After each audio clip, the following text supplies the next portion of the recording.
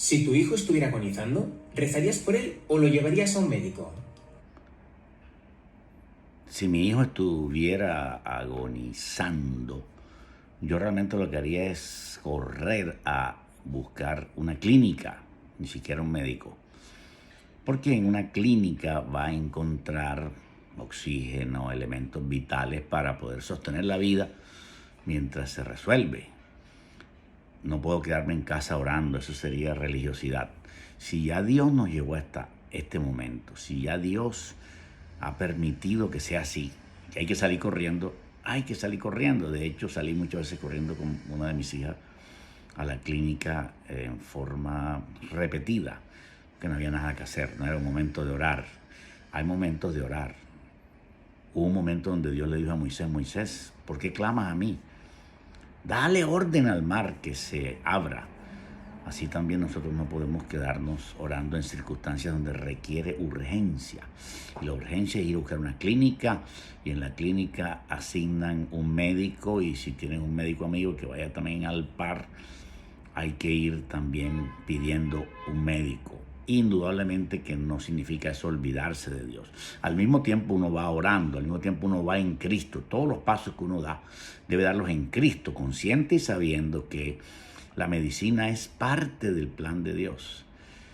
La medicina no es algo que apareció con brujería, no, la medicina es física, la medicina es científica, y entre más científica, más es de Dios que te puedan tomar la presión, que te puedan medir los triglicéridos, que te puedan medir los niveles que hay en la sangre, etcétera, etcétera. Eso es muy importante, eso es parte de la revelación de Dios para poder salvar la vida. Dios ha querido que fuera así. Dios usó a un hombre para traer el descubrimiento de los antibióticos, una cosa que ha salvado millones de personas literalmente, el descubrimiento de los antibióticos. Por lo tanto, no todo es color de rosa y que Dios va a sanar a todo el mundo. No, no.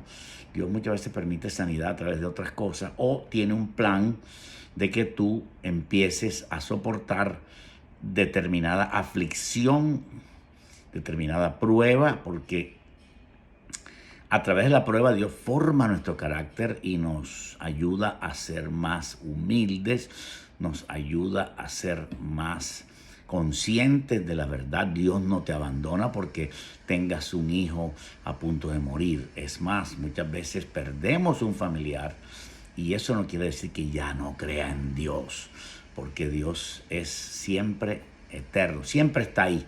Es un Dios de amor, de poder, pero también la Biblia registra que nos atraviesa por pruebas y circunstancias, y Él solo sabe cuándo, por qué y cómo. Si tu respuesta es ambas, sinceramente, ¿cuál crees que causará mayor impacto? Cualquiera de las dos va a causar un gran impacto. No sé cuál causará un mayor impacto, depende del caso. Pero si te quedas orando y se muere, entonces va a ser impactante. No la llevó al médico, se quedó orando por ella, se murió, algo impactante. Si la llevaste al médico corriendo y se murió, no, que fue un error moverla, porque si la movías, entonces se le dificultaba esto, se le dificultaba lo otro. Hubieras llamado un camión ambulancia. Entonces viene una serie de decisiones difíciles de tomar, y eso es muy difícil saber cuál causaría mayor impacto. Pero sí uno tiene que estar prevenido médicamente para poder tener la solución en mente en caso de que se diese, esperando que Dios sea nuestro sanador y que no llegamos hasta allá. Pero si llegáramos hasta allá, habría que tener un plan B siempre, de salir corriendo a una clínica, llamar a un camión ambulancia o como sea. ¿Qué tipo de oraciones sí responde tu Dios? Dios responde las oraciones que se hacen conforme a su voluntad. Pedís y no recibís, dice en el libro de Santiago, porque pedís mal, para gastar en vuestros deleites. Nosotros generalmente queremos salir de la prueba con una oración, y Dios nos tiene en la prueba. El pastor Paul Yonggi Cho, en cierta ocasión enfermo, le dijo: Dios, sáname. Dios le dijo: te voy a sanar, pero dentro de 10 años, en un sueño. Entonces vemos que hay oraciones que Dios no responde. El profeta Elías dijo: Señor, basta ya, quítame la vida. Estaba diciendo: Señor, llévame. Pero Dios no le respondió esa oración y gracias a Dios no se la respondió. Y hay muchas oraciones que no han sido contestadas. Nuestras oraciones, muchas veces hacemos oraciones que son ridículas, oraciones prepotentes, oraciones materialistas. Y ese tipo de oraciones generalmente Dios no las responde. A veces llega la solución por otro lado y pensamos que fue Dios, pero probablemente no fue Dios el que te trajo esa solución y Dios responde oraciones importantes. La oración que Dios responde al pecador es el arrepentimiento, únicamente porque la Biblia dice que el pecador no tiene comunión con Dios, se perdió la comunicación, se cortó con el pecado. Así que el pecador que esté en el pecado, que no sea cristiano, no tiene realmente acceso a la oración, no tiene acceso a Dios a través de una oración. Por eso, la única oración que Dios escucha de ese hombre, de ese personaje, hombre o mujer a quien Dios ama, es la oración de arrepentimiento, cuando Él dice: Señor, perdóname. He aprendido que estoy fallando, estoy pecando contra ti, contra el cielo y contra ti. Así que Dios responde la oración de arrepentimiento. También Dios responde en el cristiano, responde a oraciones que se hagan conforme a la voluntad de Dios. Por eso es tan importante orar en otras lenguas, porque dice la Biblia en el libro de Romanos capítulo 8 que el Espíritu nos ayuda con gemidos indecibles para interceder por los santos, dice la palabra de Dios, porque realmente nosotros, como hemos de pedir, no lo sabemos, pero el Espíritu Santo nos da a nosotros la forma de interceder por lo desconocido y eso es una oración más precisa. Así que quitamos de nuestra oración la carnalidad y Dios está listo a responder. No todas las oraciones son para responder. Hay oraciones que simplemente son de alabanza, de adoración, de contemplación, de decirle que le amas. Te amo, Dios, te amo, Dios. Aleluya. ¿Hay algo en tu vida que te haga dudar un poco de la existencia de Dios? Realmente en mi vida particularmente no tengo una cosa que me haga dudar de la existencia de Dios. No, he pasado por pruebas dolorosas, realmente largas, pero no he dudado de la existencia de Dios. He dudado de que Dios quiera sanarme ahora mismo o después. He dicho: Señor, sáname ahora mejor. Nunca he puesto en duda que Él sana, nunca he puesto en duda que Él se mueve, nunca he puesto en duda que Él no existe, porque Él sí existe y la palabra de Dios me lo confirma. Y una forma de yo poder tener la seguridad de que Dios está es que lo que dice la palabra, las enseñanzas que tiene la palabra son fácilmente analizables, de que son enseñanzas para que la raza humana sea verdaderamente feliz. Amaos unos a otros, imagínate. Perdonaos unos a otros, imagínate. Sopórtense unos a otros. Obedézcanme y los bendeciré. Entonces Dios sí, en realidad, nos da pruebas indubitables de su existencia. No tenemos por qué dudar.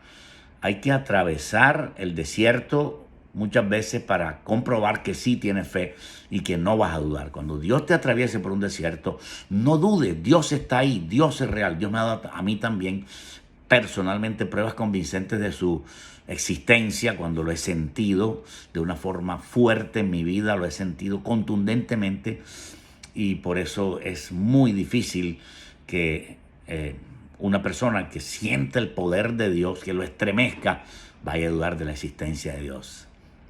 Muy difícil. Tiene que ser una persona que no haya experimentado ni la presencia de Dios, ni la palabra de Dios, ni se haya sentido cerca del Señor. Si todo lo que sucede es la voluntad de Dios y tu Dios es inmutable, ¿por qué te esfuerzas en rezar para que cambie de opinión?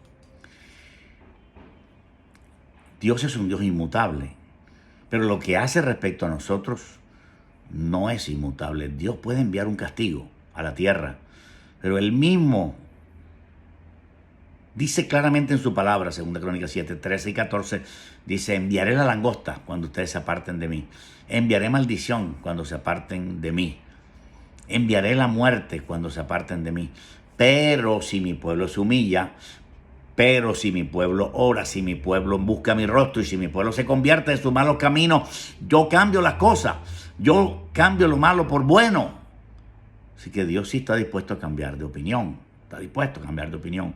Si nosotros lo hacemos cambiar de opinión. Es más, Él quiere que nosotros le cambiemos la opinión que tiene sobre nosotros mismos. Nosotros hemos sido, por ejemplo, borrachos toda la vida y Dios está cansado de que nosotros seamos borrachos, pero si nosotros decimos, Señor, cambia mi vida, transforma mi ser, Él está dispuesto para cambiarte y cambiar de opinión respecto a ti. Si antes pensaba mandarte al infierno porque los borrachos no entran al reino de los cielos, ahora que tú has cambiado de opinión y has permitido que Dios te toque y has decidido arrepentirte de tu vida de borracho o tu vida de pecado, entonces Dios cambia de opinión y te bendice y te construye como una nueva criatura. Dios siempre cambia de opinión. Ezequías cambió la opinión de Dios con su oración y Dios está dispuesto a cambiar sus maldiciones en bendiciones si nosotros le buscamos de todo corazón. Así que, aunque es un Dios inmutable, está dispuesto a que yo lo convenza. ¿Serías feliz en el paraíso si el amor de tu vida estuviera ardiendo en el infierno por toda la eternidad? Claro que sería fiel en el paraíso. Si algún ser amado estuviera ardiendo en el infierno por la eternidad, claro.